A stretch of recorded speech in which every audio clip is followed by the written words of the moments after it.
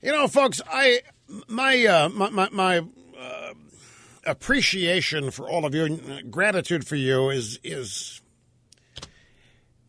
always at the top, and you continue to blow me away. And I hadn't mentioned my book that's coming out on Tuesday. I hadn't mentioned it significantly in a couple of weeks, and I did a few minutes on it yesterday just to remind people it's coming out Tuesday, the actual release date. And I reviewed again what the book is, the title of the book, Rush, Revere, and the Brave Pilgrims, and what it is, and the market it's aimed at, and what we're trying to do with it. And it went back to number 2. Overall, everything on Amazon. You all just continue to amaze me. And I don't know how to express my appreciation any more than I do just to say thanks. Here's Deborah in Warrenton, North Carolina. I'm glad you waited. Great to have you on the program. Hi.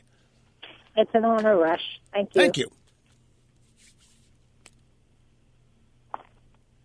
My question is about the Obamacare for people who have health insurance already. Yeah.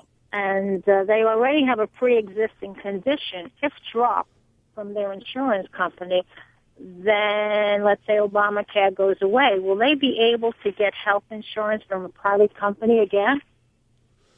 Well, if as I understand it, the question is, what does a privately insured person with a pre-existing condition do if they're dropped and Obamacare goes away? Because you're under the impression Obamacare covers or requires people with pre-existing conditions to be covered. So if Obamacare goes away, then what happens to you, right, or those people? Right. Well, in that specific sense, the one variable there is Obamacare going away. I don't think anybody has yet concluded that that's going to happen. But if it did, what would people with pre-existing conditions do? What did they do before? We'll be back here in just a second. Don't go away. Okay, our previous caller, she could have been talking about one or two things. She could have been talking about people who were already covered on their pre-existing condition because their insurance preceded Obamacare. Then they dropped it when Obamacare came along and got on the Obamacare pre-existing insurance plan, policy, what have you. Then if Obamacare somehow goes away, where do they go?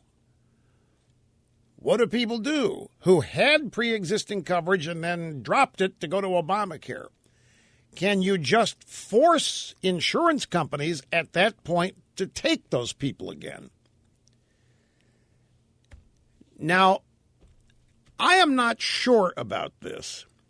I'm kind of conflicted about pre-existing conditions. I don't see, folks. I'm the mayor of Riedleville, and pre-existing condition insurance, it isn't insurance. If you don't have to buy homeowners insurance until your house is halfway destroyed by fire, we're not talking about insurance then. If you want to buy insurance against your house burning down, you go buy insurance, and then you make a bet that your house will not burn down. The company's making a bet that it won't, and whatever. And if it does, then you make a claim and they pay you back. But if you can wait until the house is on fire and then go buy an insurance, that's not insurance. That's something else. And it's the same thing with pre-existing. If you have a terminal disease and an insurance company is forced to provide you essentially payment for treatment, we're talking about something other than insurance. And there's no insurance company in the world outside of coercion that would do that.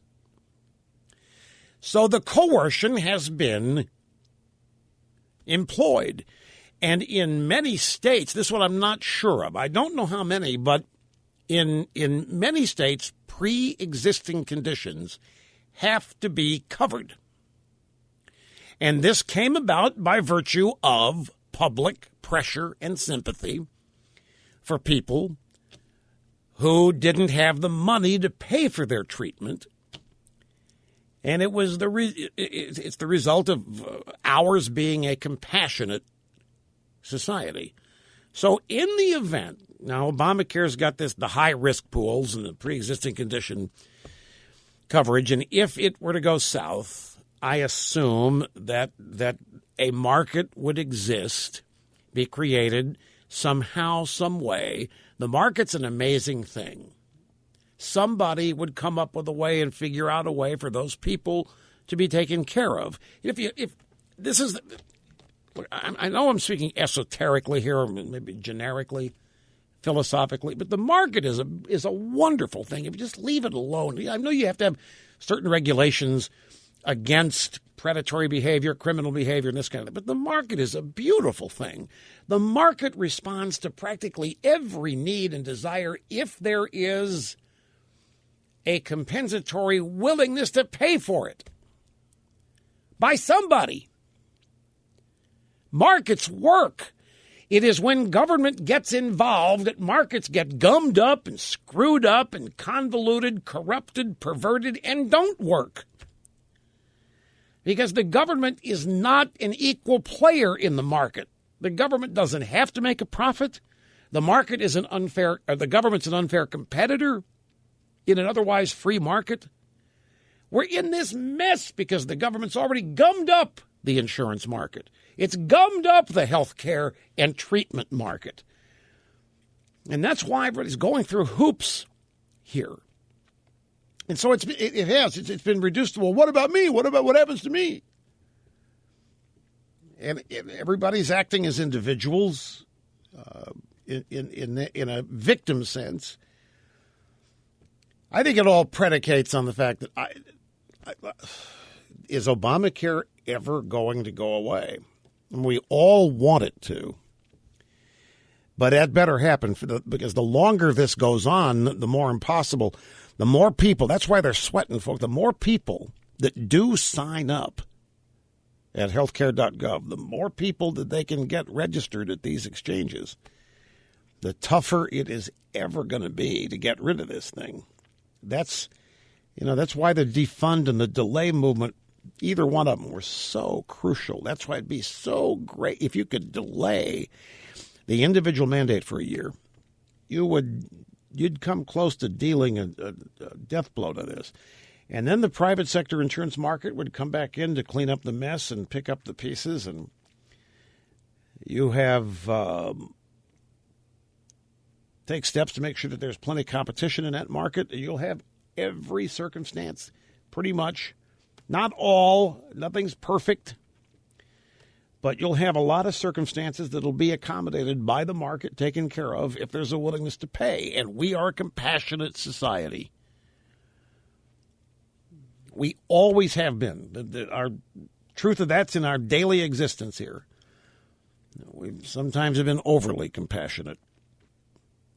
But I firmly believe this, and I know people on the left listening are laughing themselves silly with this kind of faith in the market. They think that's what's wrong with America. They think the market's predatory. It preys on people. It rips them off. It kills them. It steals from them, and it kicks them out of their homes, and it kicks them out of their cars. And all. It's a crock. The history of the country is all the proof you need that that's not true. Anyway, I don't know specifically what would happen, but I have the ultimate faith that those people would have a solution. They would have multiple solutions. Should that eventuate. Look, a major future fault line in politics is going to be between those who don't want their Obamacare taken away versus those who want it gotten rid of. That we don't want to get to that point. You don't want that battle. You don't want that battle among people in the country. That battle, you can foresee that by imagining trying to take away food stamps. What would happen? You saw the other day when a glitch caused there to be no limit on food stamps for one day. You saw what people did. Can you imagine telling them that one day it doesn't work? You can't use it. I mean, there would be riots in the streets.